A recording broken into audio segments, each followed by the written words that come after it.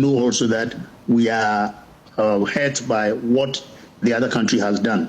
And we do this through our representatives. So the High Commission in South Africa reports to our ministry, the ministry protests. And so what we have done is correct.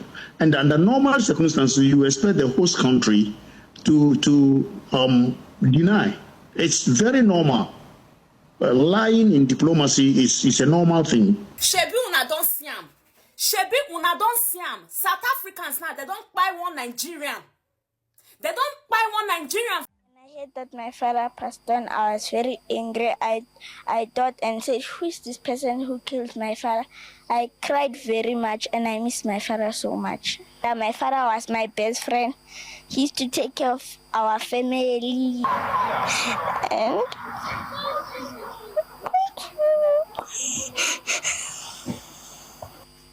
I've been hijacked before and I've been shot upon and they took my car from me, and then I still got a bullet rightly in my spine, and which they failed to take it out. So those are some of my experiences which I encounter in South Africa. The blood of what's that man's name, Big Joe, yes, is on the South African government. Yes. Why can't they bring out the killers? So let's stop deceiving us. We're laughing. I don't believe in violence, but by now Nigeria should be taking standard measures against South Africa. Enough of the talking. Is it today with me talking? A Ghanaian man, Bashiru Isaac, was gunned down fatally in the ongoing xenophobic protests happening in South Africa. Guys, it is high time all African leaders start to boycott South Africa. Because tell me the reason why you should be having a protest and you're unaliving Ghanaians, Nigerians, the same day. A Nigerian businessman, Big Joe, was unalived in front of his shop in Johannesburg. And also a Ghanaian businessman was also unalived in his shop in Johannesburg. And some Ugandans has also been unalived in South Africa, Malawis, Zambians, a lot. And we Africans, we are watching them do this to our brothers just because they want to chase illegal immigrants away from their country. Let's take a look at the videos to see what is currently happening.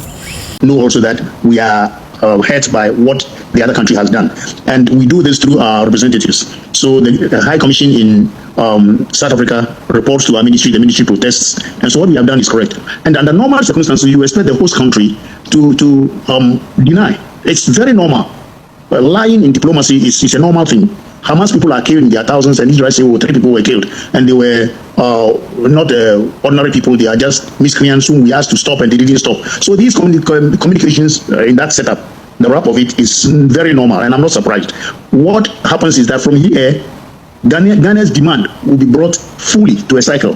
So South Africa will have to prove that this thing happened on the 29th, and that it was not related to the xenophobic attacks. That's all they want to let the world know, that this incident is a robbery incident, is some altercation that happened, and has nothing to do with the xenophobic attack, because the xenophobic attacks has a connotation which is not accepted by the international community. So the miscommunication or whatever communication they are trying to give us is such that they want to delink this incident from the xenophobic attacks that happened yesterday or 3 days ago. So certainly this is their aim.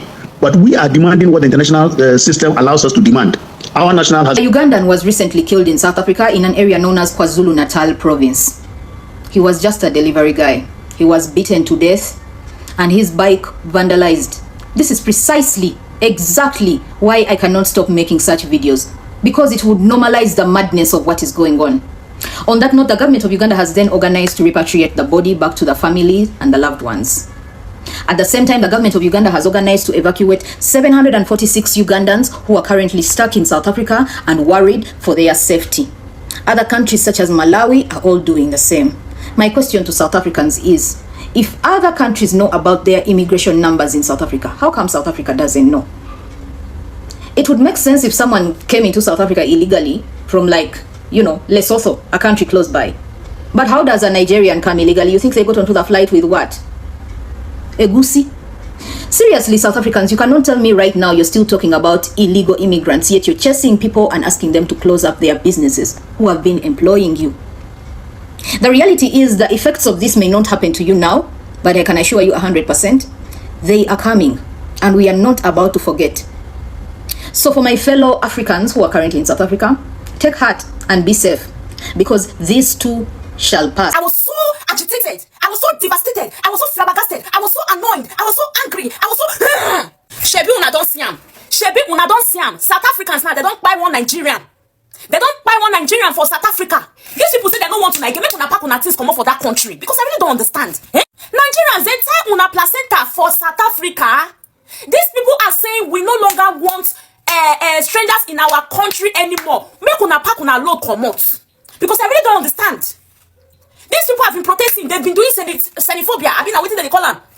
They buy Nigerians up and down. They are saying they don't longer need Nigerians in their country. I beg, make una come back Nigeria. We know say our country get us people. At least this is your father's land. This is your mother's land. I don't understand. I really do not understand. Immediately I saw this post, I was so agitated. I was so devastated. I was so flabbergasted. I was so annoyed. I was so angry. I was so... because these South Africans, they are doing too much. They are doing too much. That is why it is good. Never you go to another man's country to go and invest. Because anything can happen. Even Lagos for yourself, where be say another tribe go there, go invest. They bulldozer everything. Talk of another man's country.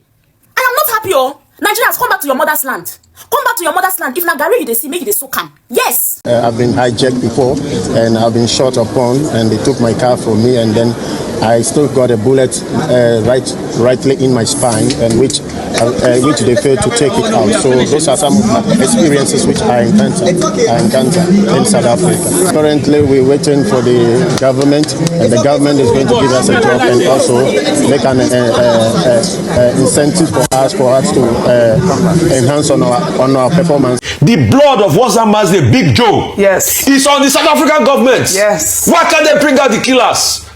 So let's stop deceiving us that we're laughing. I don't believe in violence, but by now I just be taking standard measures against the rocket. Enough of the talking. Is it today with me talking? When I heard that my father passed on, I was very angry. I thought and said, who is this person who killed my father? I cried very much and I miss my father so much. My father was my best friend. He used to take care of our family. And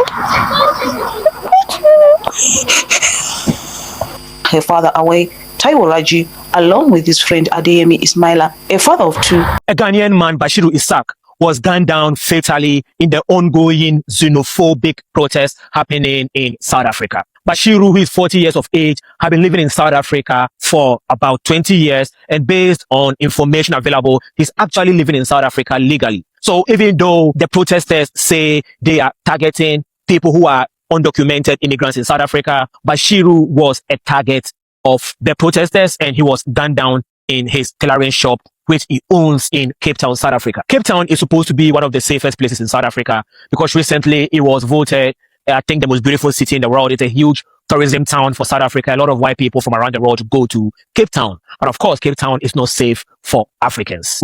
Left behind 3 kids, the oldest of who is 10 years old. May he rest in peace, and condolences to his family. The information reaching out is that he was gunned down on Monday, June 30th, which was the day that the xenophobic people in South Africa gave Africans to leave the country of South Africa. So you'll be wondering, why did he stay? For one, he's there legally. 2, the protesters say they are there after illegal immigrants. 3, he has family that has built a life there. He has a business over there where he employs people. Leading up to June 30th, when African nationals were asked to leave South Africa, about 25,000 African nationals have been repatriated from South Africa, including about 900 Ghanaians. What is happening in South Africa is what I like to call the magic of racism. So the government of South Africa is feeling these people. The historical wound of apartheid is staying with the people of South Africa. And so they have taken to bleeding on people who didn't catch them. That's what is happening in South Africa. They are bleeding on people who didn't catch them. So guys, this is what is currently happening in South Africa, and the government of Ghana has responded to them. In fact, all African leaders have decided that they are going to be boycotting South Africa, because what are they doing to their fellow African brothers? You are supposed to do a peaceful protest, not unaliving people. You know, for how long will this continue in South Africa? I saw videos of people saying, oh, Nigerians are the cause of this problem. How is Nigeria the cause of the problem? Because this issue have been going on in South Africa for the past since 2008. Since 2008. The reason why it wasn't so loud like this is just because Nigerians don't talk about it. But the moment they touched a Ghanaian man, that was the moment this thing started trending on the internet, how South Africans are treating Africans.